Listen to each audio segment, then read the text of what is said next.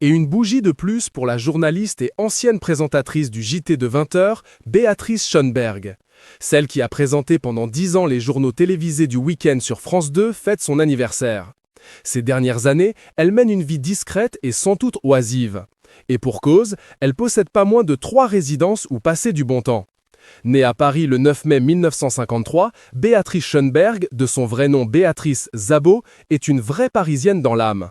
Avec son mari Jean-Louis Borloo, elle a ainsi acheté une maison au cœur du très chic 16e arrondissement de la capitale, un véritable refuge pour stars et fortunés en quête d'intimité et de sécurité.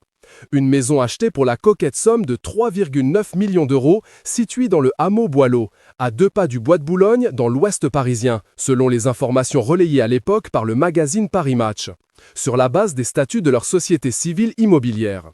Quand Béatrice Schoenberg en a sa claque des bouchons et de la pollution, elle peut alors chercher le soleil du sud de la France dans sa résidence secondaire.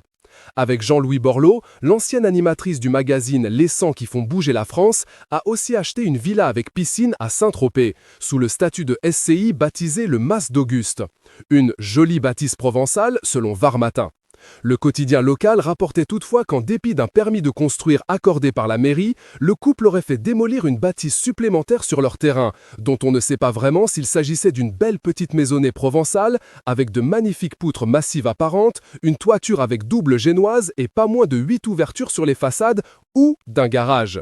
Par ailleurs, toujours selon Match, le couple possède également un pied-à-terre au Maroc, un temps mis en vente cependant. En 2004, le couple fait ainsi construire une villa de 700 mètres carrés à Marrakech, dans un coin tranquille. Res huppé de la ville, en bordure du golfe d'Amelkis. Depuis 2007, elle a progressivement freiné sa carrière. Aujourd'hui, Béatrice Schoenberg se consacre à des œuvres caritatives, et plus particulièrement au Maroc, ce pays qu'elle aime tant. C'est là-bas qu'elle a créé la fondation Béatrice Schoenberg en soutien à l'éducation des filles. Son combat ? Donner aux petites filles accès à l'école, c'est leur ouvrir les portes de l'éducation, de leurs droits, de leur liberté, écrit-elle sur le site de la Fondation. Une vie paisible pour profiter aussi de l'un des rôles les plus importants de sa vie, celui de grand-mère. Thomas, le fils de Béatrice Schoenberg, a eu une petite fille prénommée Clara, née en 2013. Toutefois, la télé n'est jamais loin de sa vie puisqu'elle a fondé sa société de production, Chrysalide.